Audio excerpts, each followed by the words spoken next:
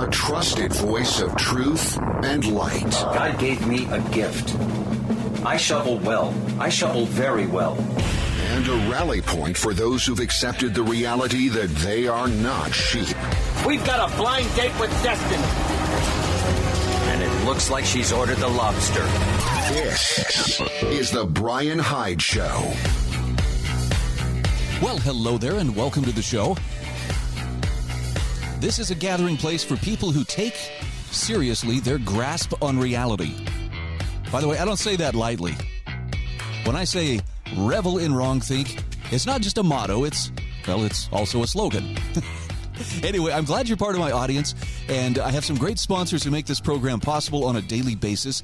They include my friends at HSLAmmo.com, also sewing and quilting center.com, MonticelloCollege.org, LifesavingFood.com, the Heather Turner team at Patriot Home Mortgage, and GovernYourCrypto.com. So I'm going to start out just for the sake of those who are who've recently discovered this program, who are kind of new to it, maybe wondering, okay, he sounds pleasant enough. What's the catch? How crazy, how out there is this Bryan Hyde character? And look, I got to admit, there are days when I sit down behind this microphone and I wonder, what the heck am I doing?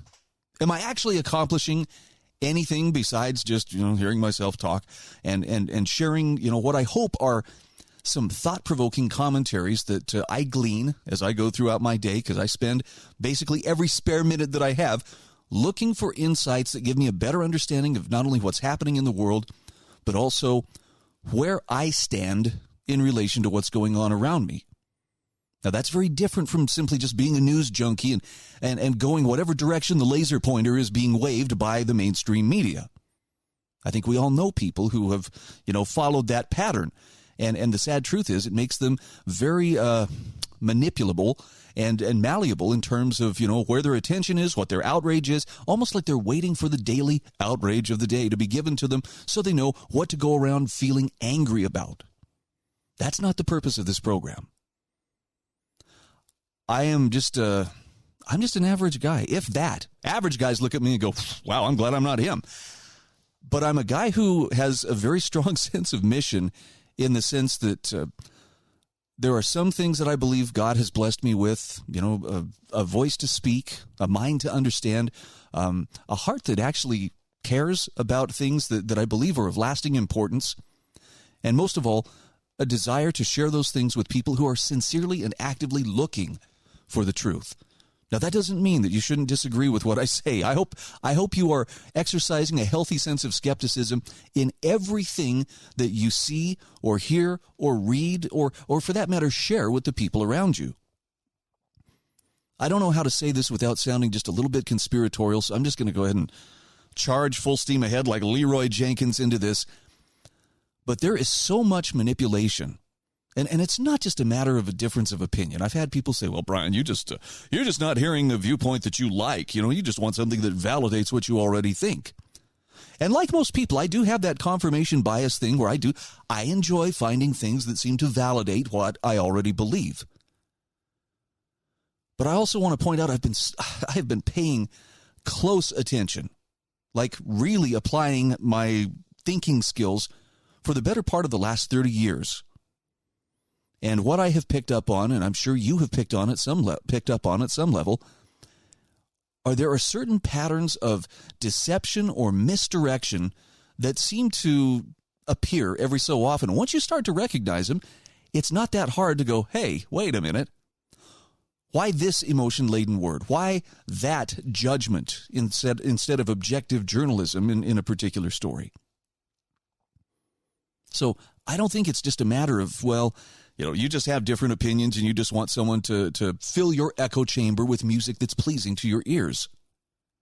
No, I think there's something more going on. In fact, as each day goes by, I'm becoming more convinced that the mental manipulation that's being directed at us is being directed at us for the purpose of enslaving our minds, or at the very least, confusing us so much about what is real and what isn't, that we're left in kind of a permanent state of indecision. I mean, I have certain very close friends that I hear from on a daily basis, and to their credit, one of the things that I love about them is they will send me articles and say, hey, have you heard this? Have you heard this? And it's not that we're all just obsessed with what's the political class up to. It's just occasionally something comes to the surface, and you start to realize, man, I live in clown world. Reality is being inverted in so many ways all around me. And if you can just take it one step further from that, you have to ask, who benefits from this inversion of reality? Cui bono? Who benefits when I am told, hey, that swimmer, Leah Thomas, you know, her male genitalia really shouldn't be an issue for the other women on her swim team. And they don't even see the doublethink or the contradiction that comes along with, wait, her male genitalia? What are you talking about?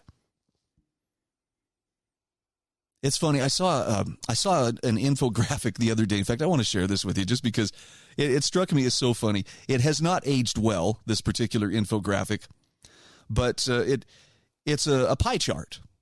What will happen if gay marriage is legalized? One of the options, it's in kind of a turquoise color, is gay people will get married. The next one in a different color, a third world war will break out. Another color would be various plagues, locusts, frogs, etc. will erupt. Another one, schools will begin teaching kids how to have gay sex. And the final one, the terrorists will win. Now, of course, the infographic is all that turquoise color. Well, gay people will get married. But look at those other choices. A third world war will break out. Uh-oh. Various plagues. Yeah. Schools will begin teaching kids how to have gay sex.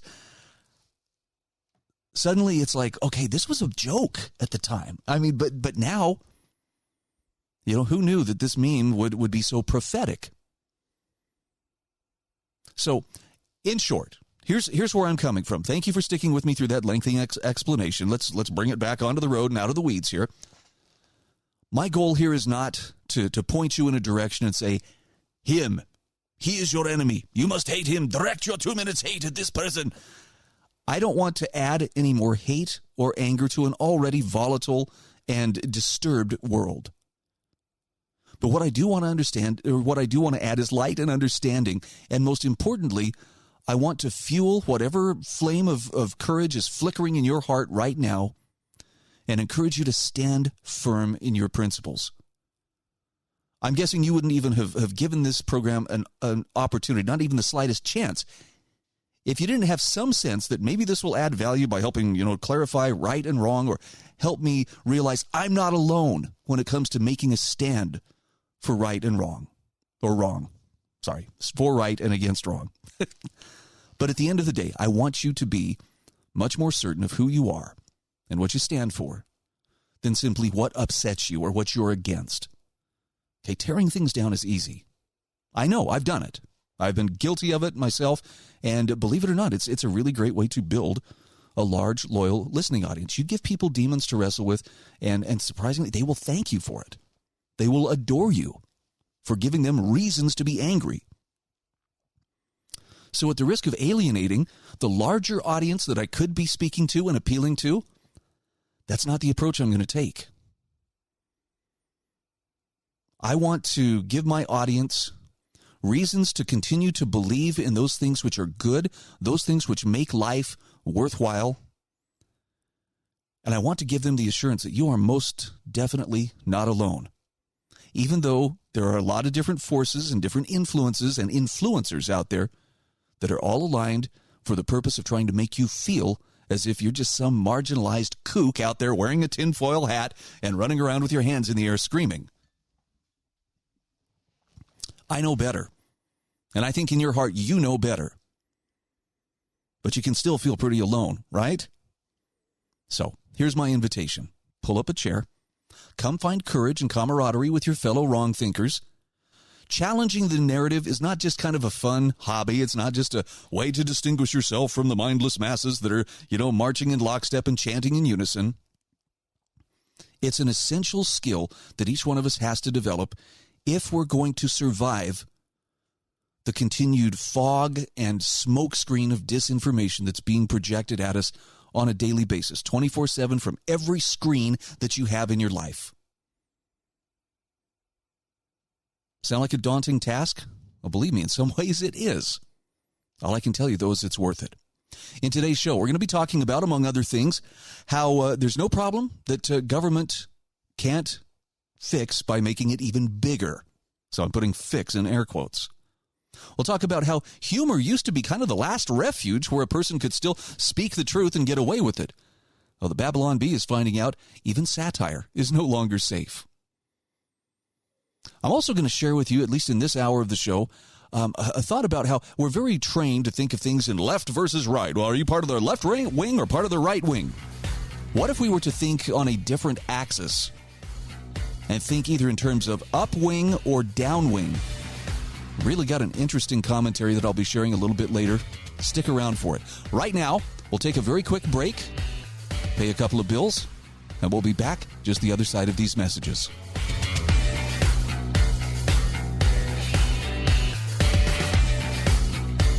This is the Bryan Hyde Show.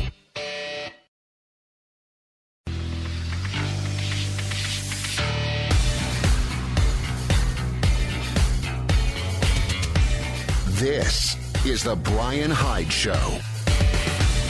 Hey, welcome back to the show. By the way, I would encourage you, check out my show notes. I publish them every day that I do the show. I include links to the various commentators and articles that I share. There are also links to my sponsors like lifesavingfood.com. And if you would like to take seriously the idea of having a little store of food to make sure that you've got something for a rainy day, there's no finer place to start. Just click on the link. It will take you to their webpage, and you can find everything to get you started or to simply add to your existing supply.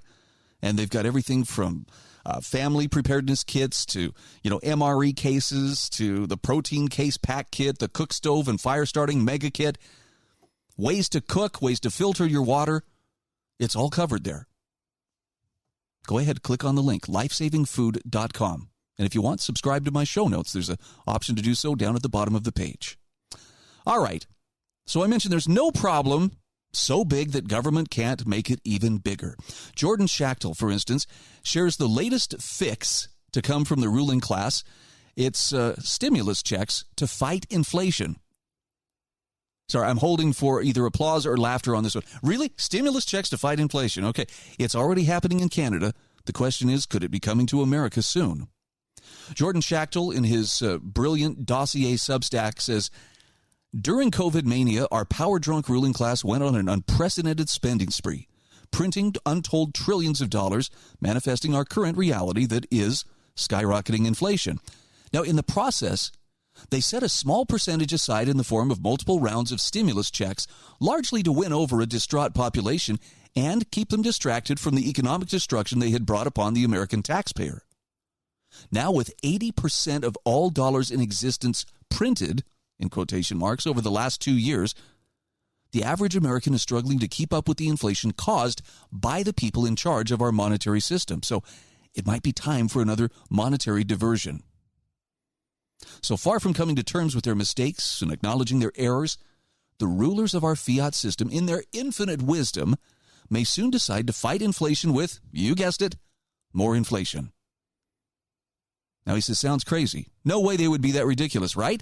Well, Jordan Schachtel says, I have some news for you. It's already happening in Canada. Here's a tweet. This is from CBC News Alerts. Quebec adults who earn $100,000 or less will receive a one-time payment this year of $500 to offset the impact of inflation. Quick, we got to put that fire out. Put something on it. Yeah, this bucket of gasoline ought to work. Away we go. Jordan Schachtel says Quebec has announced they will give a $500 stimulus check to everyone who makes $100,000 or less, and this handout, which is expected to reach 6.4 million Canadians, will help Quebecers cope with the sharp increase in the cost of living that we've seen in recent months. That's according to Finance Minister Eric Girard. Following Canada's lead, a group of Democrat congressmen have just introduced a bill to hand out gas price stimulus checks to Americans. Now, the timing of this new bill should not go unnoticed, as midterm elections are just around the corner in November. The New York Post reports House Representatives Mike Thompson of California, John Larson of Connecticut, and Lauren Underwood of Illinois are co-sponsoring a bill that would authorize $100 monthly energy rebates for any month this year in which the national average gas price exceeded $4 per gallon. Wow, that $100. Dang, I mean, that's a down payment on a tank of gas these days. Schachtel says, with around 140 million homes in America, such a program could cost upwards of $14 billion every month that gas prices hit the set threshold. Under a full year of this program, that cost would amount to $168 billion. Now, of course, U.S. legislators and the White House could solve the gas price problem almost immediately by implementing a more pro-reliable energy framework. This would lower the costs for taxpayers and enhance America's security and sovereignty by boosting our energy independence. But instead, U.S. politicians, particularly those on the hard left, want to do the opposite and contribute to the inflation death spiral that's already well underway. So he says, with midterms just around the corner and a deeply unpopular Congress presiding over economic turmoil, don't be surprised if Congress gets even more shameless by passing an inflation stimulus bill, which includes a stimulus check to help solve inflation. Now, I don't know if you're a student of economics, but let's revisit that concept of inflation once again. We see it most clearly in rising prices. And can you think of anything in your world that hasn't become noticeably more expensive? I mean, if you can't, that's fine. I'm not saying that you're dumb or you're just unobservant. But a trip to the grocery store can be very eye-opening these days. For that matter, if you haven't dined out for a little while, and I'm talking fast food, just go through the drive-thru.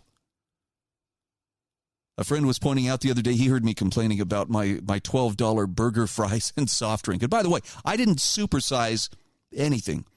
I went with a basic single burger, small fry, small drink, $12. Do you remember back in the days when, for instance, Carl's Jr. would have, their $6 burger. This burger is so fine, we charge $6 for it. This is a $6. But the cool thing was about their $6 burger was it cost less than $6. So, I mean, you were getting a real bargain, right? This is a burger that other places would charge you $6 for. We'll sell it to you for, $4. And we jumped at it because, oh, wow, what a deal. That's amazing. So not to beat the dead horse too hard, but this was not a $6 burger. $12. Burger, fries, and a small drink. Not exactly gourmet quality here. My friend just pointed out, he said, Brian, at least a Taco Bell, you can still mostly get full on $5. And I think that's probably still true. But I've got to save up before I go test out that hypothesis. I guess the bottom line is, if you think that the rising prices are caused by greed on the part of these corporations, and yes, there are politicians who are suggesting this. Elizabeth Warren, Pocahontas, we're looking your direction on this one. Nope, it's simply more dollars chasing the same amounts of goods and services. It's like watering down the punch. The more dollars that are added to the economy, the less purchasing power each dollar in the economy has. Now, you may think, well, that's okay. We're still talking, things are relatively affordable. Gas is expensive, groceries are expensive, but, it's not that bad. But I would encourage you, think about the people who are on fixed incomes, okay? The widows, the pensioners, the retired, people who are dependent upon a fixed income. Actually, for that matter, people who have, most of their money sitting in savings. That could be you too, right? Your retirement savings? Every single dollar buys less today than it did a month ago, or 2 months ago, or a year ago, or 10 years ago. And the rate of inflation is increasing. Now, we're not at hyperinflation. We're not seeing trillion-dollar notes printed up like you would in Zimbabwe or Venezuela or other places. But your purchasing power is being taken away from you. And those who refer to this as a type of tax, they're not wrong. It's a hidden tax. And what's worse is it's the kind of tax that can actually be misdirected into, it's those greedy corporations. Why, if we just had more government control over them, this would be no problem. But again, coming back to the root of the problem, it's because of the creation of money out of thin air under the Federal Reserve banking system, the central bank, and then the release of this money into the economy. It takes a little bit to learn about monetary policy. I'm certainly not an expert, but I understand the more money they dump into the economy, whether it's through stimulus checks or other, misguided ways of helping the public, to deal with the problems that the political class has created, it's just going to make the problem worse. So I'll try not to bang the drum too hard, but if you have all of your money sitting, in the bank, you might want to consider converting some of it into something tangible, some kind of commodity that you can actually put your hands on, something that doesn't lose value or purchasing power as it just sits there. I'll let you talk with wiser minds than mine. There are some great financial advisors out there who can help you make wise decisions. But don't be fooled. It's not just a matter of somehow prices went up and we don't have any idea why. The people in charge of monetary policy, they're the ones causing this. This is the Bryan Hyde Show.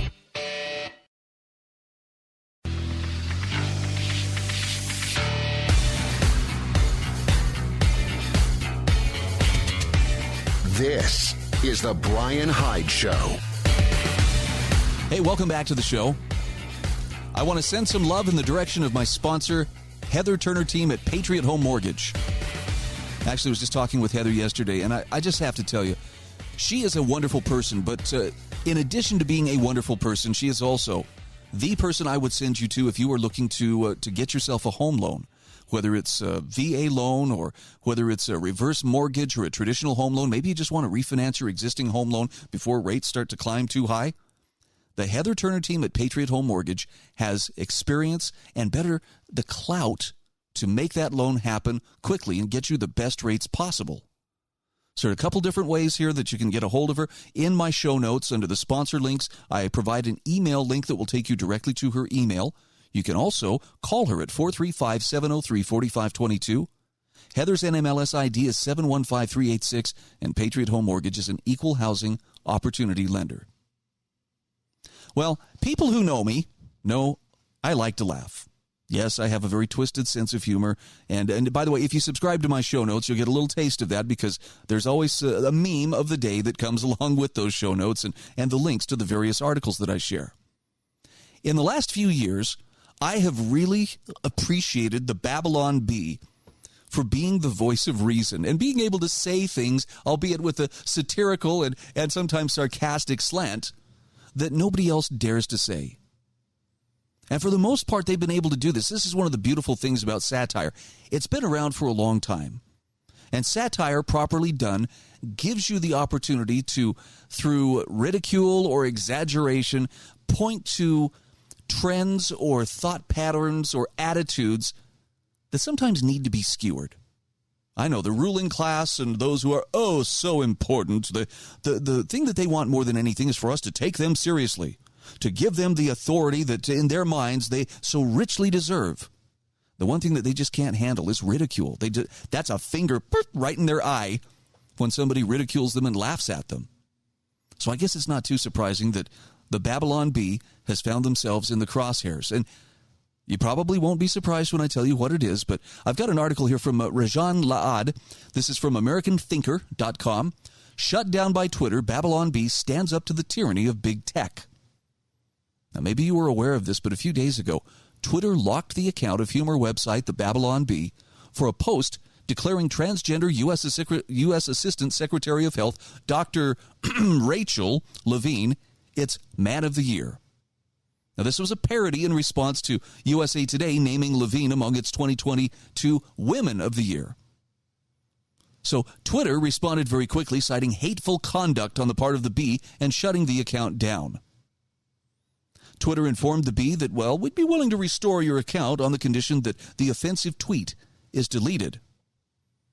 Now, just for some perspective here, the Babylon Bee has over 1.3 million followers on Twitter, which shows its considerable reach and revenue generation. So the easier route would have been to just delete the tweet and then complain. But, admirably, the Babylon Bee's CEO, Seth Dillon, has taken the difficult path of refusing to capitulate. He says, we're not deleting anything. Truth is not hate speech.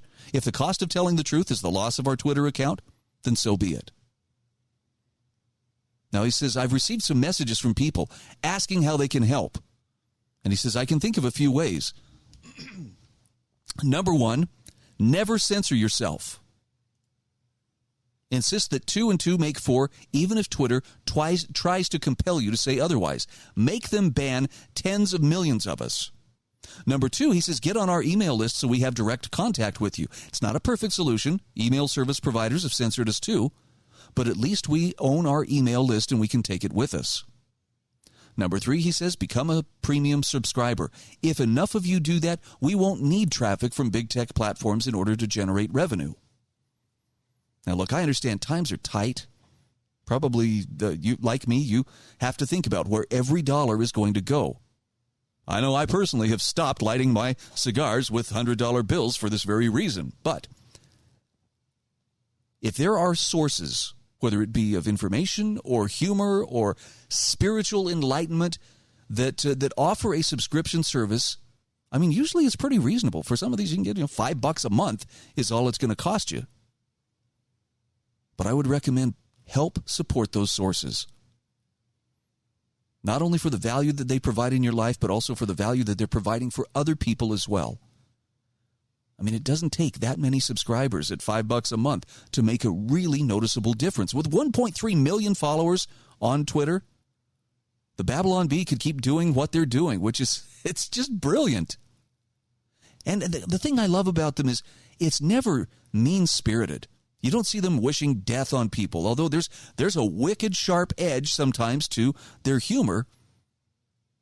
It's only wicked because, well, it's only sharp, I guess, because the wicked take the truth to be hard. Sorry, don't mean to quote scripture here, but nonetheless, think about giving your support to those individuals or organizations that are trying to stand for something. Back to the article here. Laud says, this isn't the Bee's first clash with big tech. Back in 2020, Facebook demonetized the Bee's account and removed an article lampooning Democrat Senator Mazie Hirono's comments during the confirmation hearings of Supreme Court nominee Justice Amy Coney Barrett. Facebook claimed that the article was inciting violence and demanded that the problematic portions be removed for the post to be restored. Now, CEO Dillon refused even back then to knuckle under and chose to stand for freedom rather than Facebook-generated revenue. Now, this occurred at a time when Facebook allowed content such as that generated by BLM's Hawk Newsom, who tweeted, if this country doesn't give us what we want, then we will burn down the system and replace it. And Democrat Congressman Maxine Waters, who incited protesters, in quotation marks, to harass members of the Trump administration. Now, this goal behind the selective application of restrictions was obviously to ensure total adherence to progressive groupthink, irrespective of how ridiculous such ideas may be. Restraining hate or incitement to violence was the least of their concern. Now, Facebook eventually apologized. They restored the article and the Bee's ability to monetize, claiming satire can be difficult for our systems to identify. Now, the Bee, which by no means is a powerful media house, should be commended for consistently standing up for freedom of expression. Most articles about the Bee call it a right-wing or conservative or Christian satire website. Even right-leaning Fox News refers to the Bee as a conservative satirical site. And this is probably what causes extra scrutiny from everyone, including the tech giants. So how does the Babylon Bee see itself? Well, here are a couple of extracts from its About Us section on their website. Quote, the Babylon Bee is the world's best satire site. Totally inerrant in all its truth claims. We write satire about Christian stuff, political stuff, and everyday life. We focus on just the facts, leaving spin and bias to other news sites like CNN and Fox News. If you'd like to complain about something on our site, take it up with God. So the specific mention of Christian stuff in Fox News makes it obvious that their primary goal is laughter. They're not ideological. And a browse through the Bee's website proves nobody is spared. Their objects of satire range from President Trump to Joe Biden to even President Putin. Now, this is a drastic departure from most of the mainstream comedy featured on TV and on streaming platforms, whose aim is to advance a political agenda and deride nonconformists. But this isn't about taste or quality of content. Media, by their definition, are a carrier and not a source or recipient. Freedom of expression emanates from freedom of thought.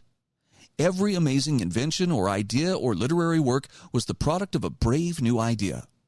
A society that demands consensus ceases to grow. This is why people living under totalitarian regimes rarely innovate. It's not for lack of talent, it's just that people don't want to risk their lives by expressing a different idea. By censoring and suppressing the wrong ideas, big tech is effectively impeding growth. And Laud says there is no place for such tyranny in one of the world's largest democracies. It has to be remembered that when big tech launched its social media platform, it was a place for interaction, sharing of information, and frivolity. In time, they managed to infiltrate governments, corporations, educational institutes, NGOs, the news media, and everybody that mattered to become their official communication channels. They even became a channel of income for businesses and users.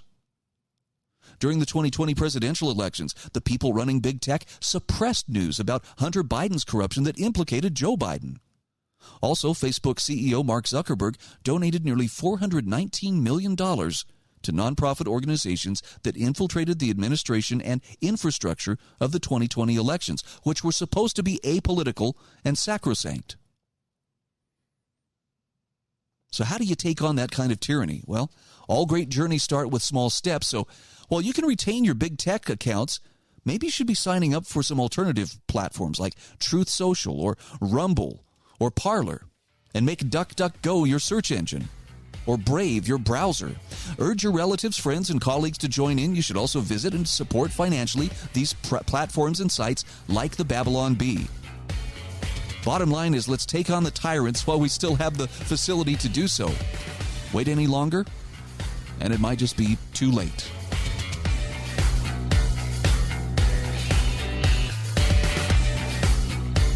This is the Bryan Hyde Show.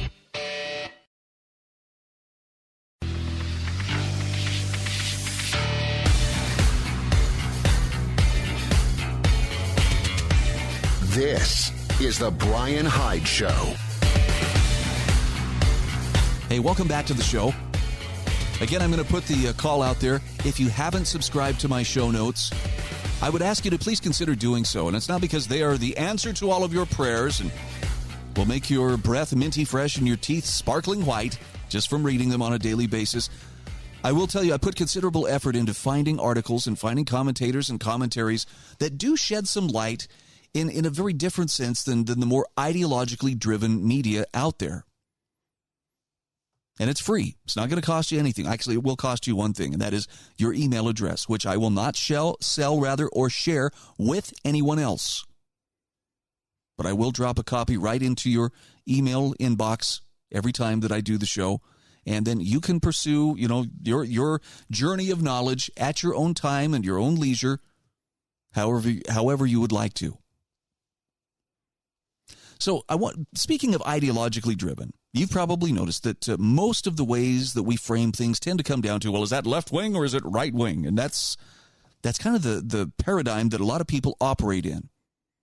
Now, I shook off those blinders a few years ago, and sometimes that tends to offend people who have that very binary way of thinking. You're either this or you're that. They don't understand there could be a very broad spectrum of political thought, and in fact, there are even schools of thought that fall outside of politics. I know. Imagine that. But I've got a great commentary here from James Pethokoukis. I hope I'm saying his name correctly. He asks, what would happen if we thought in terms of up and down rather than simply left and right? The premise here being that a vibrant, resilient society is one with a firm belief that tomorrow can be better than today if we choose to make it so. And he starts with a quote from the movie Interstellar. We used to look up at the sky and wonder at our place in the stars. Now we just look down and worry about our place in the dirt. So James Pethokoukis says, imagine a 21st century politics that explicitly embraced rapid economic growth and technological progress. Not as some sort of line goes up is good GDP fetish, but because those are the best ways to create a wealthier, healthier, and more resilient society for everyone. Not left populist middle-out economics obsessed with redistribution, not right populist economic nostalgia for 1960s industrial America. Now imagine such a forward and long-termist politics of progress happening in 2022 America, right here, right now. What might that look like? At least it's kind of like the following, I think. And as example, he gives Ezra Klein, the liberal New York Times columnist, is worried that 1970s-era environmental regulation and thinking is blocking progress on some big issues, including housing affordability and clean energy. Derek Thompson of The Atlantic magazine, another center-left journalist, has been touting an abundance agenda built around housing deregulation, more immigration, and more government research and development, among other things.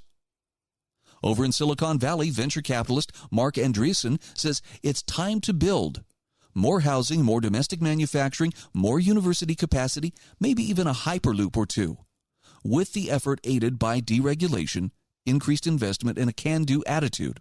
And then there's Elon Musk, an entrepreneur who once described himself as half Democrat, half Republican. He's already innovating and building lots of stuff, electric cars, reusable rockets, and perhaps eventually lots of housing on Mars. So where do you put all of the above on the traditional left-right political spectrum? Well, the answer isn't immediately obvious, or at least if it's not, that's okay. It's kind of a trick question, but the politics of progress really isn't about left or right. It's about up. See, despite what cable news and social media tell us every day, the cultural, economic, and political divide that matters most for America's future is not left-wing versus right-wing. And it never has been. Rather, the key divide that has always been most critical in shaping our everyday lives, our nation, and our world is up-wing versus down-wing. So a core claim of up-wing thinking is this: a vibrant and resilient society is one with a firm belief that tomorrow can be better than today. That is, if we choose to make it so. An up-wing society is a no-pain, no-gain society. It accepts the necessity of change, although sometimes really uncomfortable, as it tries to generate fast economic growth through scientific discovery, technological invention, commercial innovation, and high-impact entrepreneurship. Up-wingers are all about acceleration for solving big problems, effectively tackling new ones, and creating maximum opportunity for all Americans. So can folks on the left be up-wingers? Absolutely. From its earliest beginnings, the political progressive movement saw scientific and technological advances as key to a more just society. As author and social activist Jack London said just after the turn of the 20th century, let us not destroy those wonderful machines that produce efficiently and cheaply. Let us control them. Can folks on the right be up-wingers? Well, you bet. Principled conservatives should be at least as future-oriented as anyone. Society, as the conservative statesman and political theorist Edmund Burke wrote in 1790, is a partnership not only between those who are living, but between those who are living, those who are dead, and those who are to be born. Now, downwingers see things a little bit differently. For them, stagnation is an immutable fact of American life. After all, living standards are supposedly no better today than 50 years ago, right? We live in a zero-sum society, and if faster growth were possible, it would merely benefit Silicon Valley uber-billionaire weirdos and harm the environment. Indeed, downwingers think climate change is an existential threat that means rich countries must live more poorly. Downwingers can't imagine what jobs will replace the ones that robots will surely take. Americans exploring the solar system and beyond? Pfft, what a waste with so many problems right here on Earth. Plenty of downwingers across the political spectrum. Now, the author here says, look, upwing isn't my idea. It's an extension of the right-wing, left-wing ideological framing that dates back to the French Revolution. It was coined in the 1970s by futurist writer, oh, this is an interesting name, Feridoun M. Esfandiari. I'm sure you were just talking about him at dinner yesterday. He's considered the godfather of modern transhumanism, a movement seeking to use science and technology to transcend our biological limitations. Now, Esfandiari himself went by the name FM 2030 because he hoped to live to the year 2030, which he unfortunately did not. Rather than FM 2030, however, the author says, my brand of upthinking harkens to Herman Kahn, a true American original. A nuclear war theorist during the Cold War, Kahn provided at least partial inspiration for film director Stanley Kubrick's maniacal Dr. Strangelove in his 1964 film Dr. Strangelove, or How I Learned to Stop Worrying and Love the Bomb. But the 1970s détente between the U.S. and USSR led to the second act of Kahn's career, that of futurist.